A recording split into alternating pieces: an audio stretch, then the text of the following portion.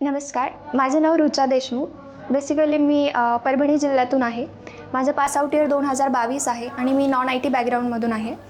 Java full stack डेव्हलपमेंटसाठी मी पुणेरी pattern join केलं आहे आणि रिसेंटलीच माझी इंटर्नशिप कंप्लीट झाली आहे आणि आज मी चांगल्या रेप्युटेड आय टी कंपनीमध्ये प्लेस झाले आहे जावा डेव्हलपर म्हणून. सो थँक्यू पुणेरी पॅटर्न. आपले स्टुडंट आहेत रुचा देशमुख. आज यांचं प्लेसमेंट झालं आहे स्पेसिफिकली जावा डेव्हलपमेंटमध्ये. विद्यार्थी मित्रांनो, तसं पाहिलं तर जावा फुल स्टॅक खूप डिफिकल्ट समजलं जातं, पण तरीसुद्धा आपल्या स्टुडंटने खूप मेहनत करून आज या गोष्टीमध्ये प्लेसमेंट घेतली आहे. विशेष करून इंजिनिअरिंग इन ENTC आणि 2022 पासआउट. तरीसुद्धा आय टीमध्ये जॉब मिळू शकतो, आज हे प्रूव्ह झालं आहे. चला तर मग जाणून घेऊयात आपल्या स्टुडंटची जर्नी स्टार्ट टू एंड. किती अभ्यास केला होता, कसा इंटरव्ह्यू राऊंड होता, किती प्रिपरेशन केलं आणि सक्सेसफुली प्लेसमेंट कसं मिळालं. चला तर मग सुरूच्या आज कसं वाटतंय? खूप छान वाटतं आहे, कारण एक 6 महिन्याच्या संघर्षानंतर काहीतरी मिळवलं आहे, तर तो आनंदच खूप वेगळा आहे. पण यामध्ये पुणेरी पॅटर्नचा जो सपोर्ट मिळाला आहे तो त्याहूनही जास्त आहे. सो खूप छान वाटतं आहे. ग्रेट, खूप चांगली गोष्ट आहे. कसं असतं, जर आपली इच्छा असेल ना तर आपण कुठलीही गोष्ट मिळवू शकतो. आम्ही फक्त ब्रिज आहोत किंवा आम्ही फक्त सपोर्ट करतो, कारण ॲट द एंड प्रिपरेशन मुलं स्वतः करतात, इंटरव्ह्यू पण स्वतःच देतात. सो आमचं काम फक्त दिशा देणं आहे किंवा तेवढे ऑपॉर्च्युनिटीज दाखवणं एवढंच आहे. तरी पण खूप एफर्ट तुम्ही टाकलेत ह्या गोष्टीमध्ये. तर मला सांगा की साधारण जावा डेव्हलपमेंट जे तुम्ही शिकलात तर त्याच्यासाठी तुम्ही डेली किती अभ्यास केला स्पेसिफिकली? म्हणजे जर आपण बोलायचं झालं तर कोडिंग किंवा टेक्निकल ज्या गोष्टी असतात, थेरी म्हणा, किंवा त्या व्यतिरिक्त इंटरव्ह्यू प्रिपरेशन सेशन असतील, तर याची तयारी कशी केली पाहिजे किंवा किती वेळ अभ्यास केला? तसं पाहिलं तर 5 ते 6 तास मिनिमम हे करायलाच पाहिजेत, स्पेशली डेव्हलपमेंटसाठी, कारण कोडिंगसाठी तेवढी प्रॅक्टिस गरजेची आहे, तरच लॉजिक डेव्हलप होतं. पण माझ्या बाबतीत तसं झालेलं की म्हणजे मला स्टार्टिंगपासून अशी सवय होती अभ्यासाची की जे टॉपिक्स मला इझी जायचे त्याच्यावरती मी जास्त फोकस नाही केलेलं. जे हार्ड जातं त्याला जास्त वेळ दिला. ऑब्वियसली मी कोडिंगला जास्त वेळ दिला, त्यामुळेच कदाचित लवकर ग्रास्पिंग झाले मला पुढचे टॉपिक्स. ग्रेट, खूप चांगली गोष्ट आहे. आणि जो आता तुमचा इंटरव्ह्यू झाला तर त्या इंटरव्ह्यूमध्ये तुम्हाला काय काय विचारलं किंवा कशा पद्धतीने इंटरव्ह्यूचे क्वेश्चन होते? इंटरव्ह्यू 2 राऊंड झाले. स्क्रीनिंग झाली, त्यात बेसिक क्वेश्चन होते जे की आपण आपल्या PD सेशन्समध्ये तुम्ही प्रॅक्टिस करून घेतले. ओव्हरऑल तेच क्वेश्चन्स होते. आणि टेक्निकल राऊंडमध्ये टास्क होता. तो मी कोडिंग प्रॅक्टिस केल्यामुळे आणि आपले प्रोजेक्ट्स जे केले होते त्यामुळे मला ते इझी गेलं आणि तो टास्क मी विदिन अ टाईममध्ये कंप्लीट केला आणि तो त्यांना आवडला आहे. Great great. म्हणजे थोडक्यात सेकंड राऊंड हा टास्क बेसिस होता, हो, जो टास्क तुम्हाला सॉल्व्ह झाला. व्हेरी नाईस, खूप चांगली गोष्ट आहे. तर रुचा, मला हे सांगा, आता तुम्ही परभणीवरून बिलॉंग करता, पुण्यामध्ये तुम्ही क्लासरूममध्ये क्लास केला आहे, तर बऱ्याच सगळ्या मुलींना किंवा महिलांना घरच्यांकडून सपोर्ट नाही मिळत किंवा त्यांना मिळवताही येत नाही आणि त्यांना घरचे इकडे पुण्यामध्ये क्लासेसला नाही पाठवत. मला सांगा की तुमच्या घरच्यांनी तुम्हाला कसं सपोर्ट केला? ॲक्च्युली आपण तो त्यांना विश्वास करून देणं हे पण खूप गरजेचं आहे, कारण मुली अशा पण आहेत की ज्या खोटं सांगून पण काही गोष्टी दुसरीकडे लक्ष जातं. तर मग आपल्या पालकांनाही तसं गृहीत धरलं जातं की ह्याही असं करतील, तर आपण थोडक्यात अगोदर त्यांचा विश्वास जिंकूयात छोट्या छोट्या स्टेपनी की मी हे करू शकते आणि ते करून दाखवणं. तेव्हाच ते मोठं पाऊल घेतील, आपलं शहर आपल्याला सोडायला परवानगी देतील आणि दिल्यानंतरही आपण त्यांच्या शब्दांना खरं उतरून जर राहिलो तर ते नक्कीच साथ देतील. आणि माझ्या बाबतीतही तेच झालं. मी पहिल्यापासून त्यांचं जे होतं ते ऐकत गेले, त्यामुळे मला एवढं हार्ड नाही गेलं. म्हणजे त्यांचा वेळोवेळी मला सपोर्ट होता. फक्त एवढं होतं की स्ट्रगल होतं, कारण प्रत्येक पॅरेंट्सच्या सोबत येऊ शकतील असं नाही आहे, त्यांच्याही कामं असतात. पण जर त्यांनी विश्वास ठेवला आहे तर आपण ती स्टेप घेऊन पुढे जाणं आणि खरोखर बघणं की काय स्ट्रगल आहे वगैरे आणि ते अनुभवणं, यातूनच मी पण शिकले आणि पुढे एकटीने पडले आणि त्यात माझ्या पालकांचा खूप मोठा सपोर्ट आहे मला. ग्रेट, खूप चांगली गोष्ट आहे. प्रत्येकाला असेच पॅरेंट्स मिळावेत, कारण की जर पॅरेंट्सचा सपोर्ट असेल तर मुलं खूप चांगल्या ठिकाणी, चांगल्या पोझिशनला, चांगली प्लेसमेंट घेऊ शकतात.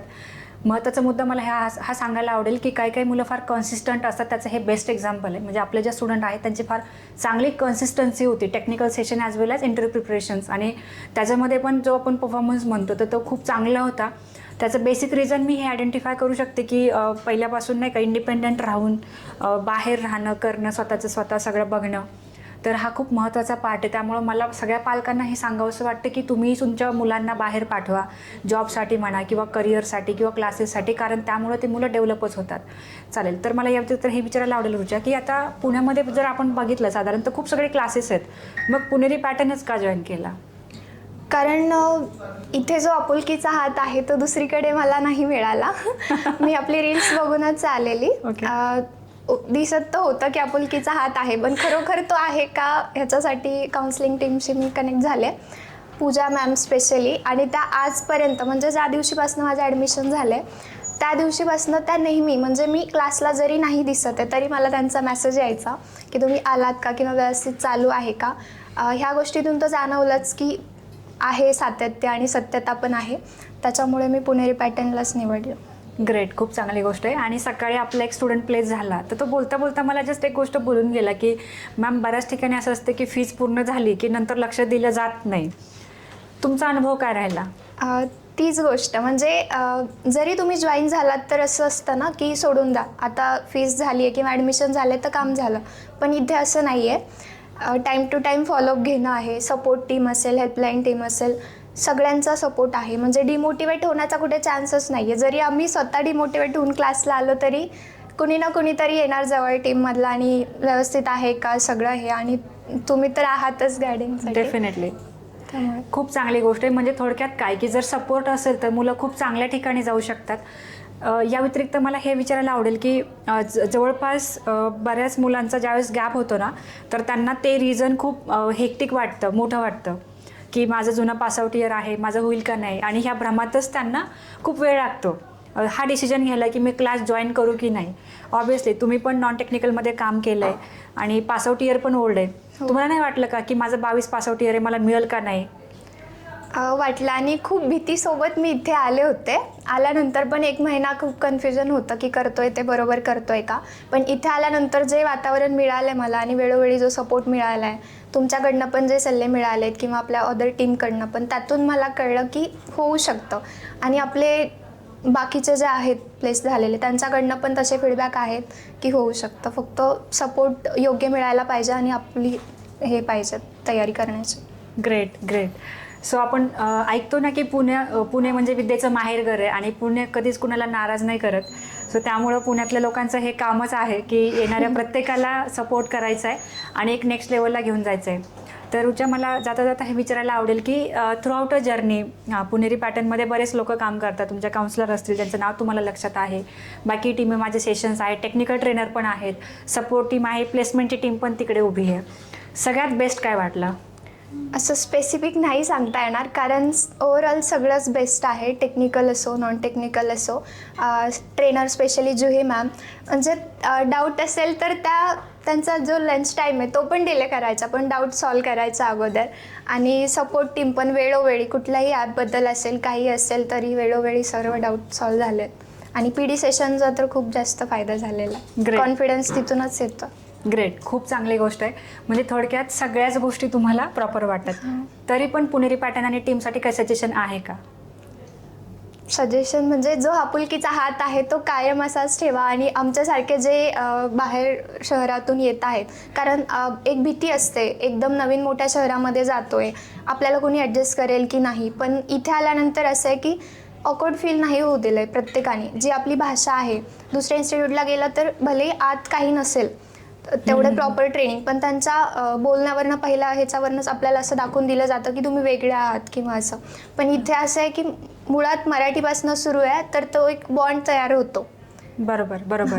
तर हे जे आहे ते हे असंच कंटिन्यू राहावं आणि खूप सारे विद्यार्थी प्लेस व्हावे आपल्याकडनं, एवढेच.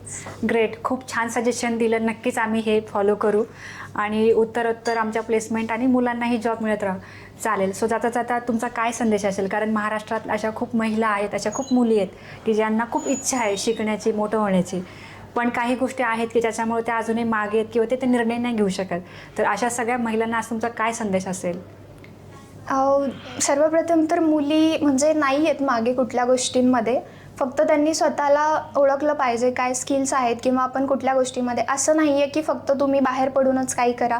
आज ऑनलाईन पण भरपूर गोष्टी आहेत ज्या तुम्ही करू शकता. मॅरिड असाल म्हणजे कुठलेही रिस्ट्रिक्शन आहेत तर त्यात काही ऑप्शन पण आहेत, फक्त ते तुम्हाला ओळखता आले पाहिजेत आणि योग्य सपोर्ट घेता आला पाहिजे, स्वतःला कमी न लेखता. तर नक्कीच सर्व महिला पुढे जाऊ शकते. ग्रेट, खूप चांगली गोष्ट आहे. सुरुच्या आज तुमचं प्लेसमेंट झालं आहे पुण्यातल्या चांगल्या IT कंपनीमध्ये, त्यामुळं पुणेरी पॅटर्न आणि टीमकडून तुम्हाला खूप खूप शुभेच्छा. Thank you. Big hand for her.